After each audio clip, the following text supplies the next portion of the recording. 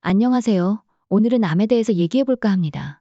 많은 사람들이 암을 언급할 때 이 병이 어떻게 사망에 이르게 하는지에 대해 명확히 이해할 필요가 있어요. 사실, 암세포가 직접적으로 사망을 초래한다는 과학적 근거는 상당히 부족해요.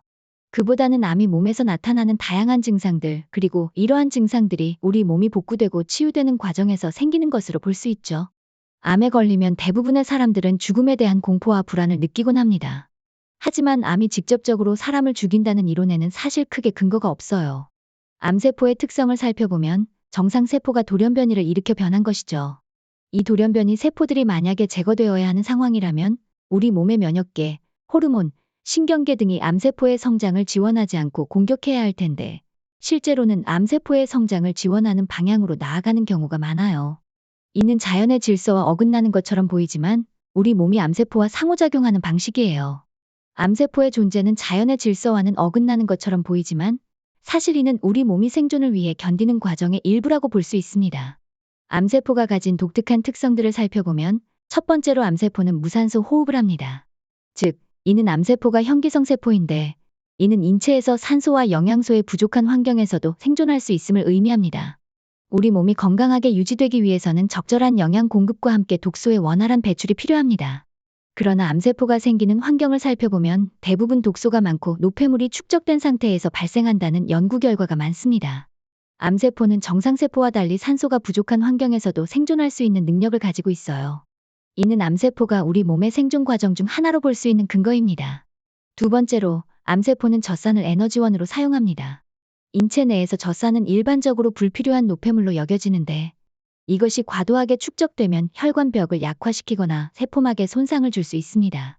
그러나 암세포는 이 젖산을 에너지로 사용함으로써 어떤 면에서는 몸에 축적된 불필요한 노폐물을 제거하는 역할을 하기도 합니다.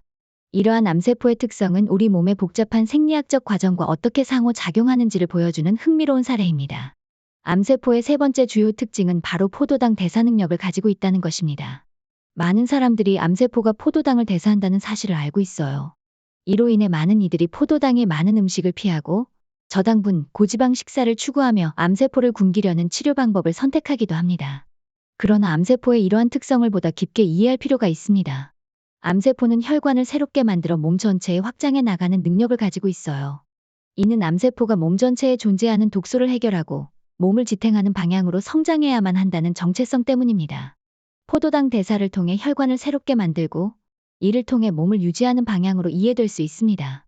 암세포가 현기성 세포로서 산소가 부족한 환경, 젖산을 활용하는 환경 그리고 포도당을 활용해 몸 전체를 지원하는 방향성을 보면 암은 단순히 인체를 파괴하는 위험한 요소가 아니라 몸이 생존하려는 방향에서 생겨날 수밖에 없는 하나의 과정 또는 생존 메커니즘으로 볼 수 있습니다. 이러한 관점에서 암에 대한 이해를 깊게 하면 암에 대한 우리의 접근 방식도 보다 체계적이고 통합적으로 변화할 수 있을 것입니다. 우리는 암에 걸렸을 때 단순히 수술을 받고 암세포를 제거하는 것에만 집중하기보다는 자신이 어떤 환경에서 살아왔는지, 어떤 생활 습관과 마음의 건강 상태를 가지고 있는지에 대해 깊이 생각해 볼 필요가 있습니다. 암세포가 독소를 활용하며 살아가는 환경은 바로 우리 몸이 만들어낸 결과이기 때문이죠. 따라서 암세포를 단순히 없애려고 하기보다는 우리 몸 내의 독소를 제거하고 건강한 몸의 환경을 다시 만드는 데에 더 많은 집중을 해야 합니다. 제가 항상 강조하는 것 중 하나는 우리 몸은 자연의 질서에 맞게 생활하면 건강을 유지할 수 있다는 것입니다. 이는 몸에 필요한 영양을 공급하고 독소가 생기지 않는 생활 방식과 식사법을 실천함으로써 가능합니다.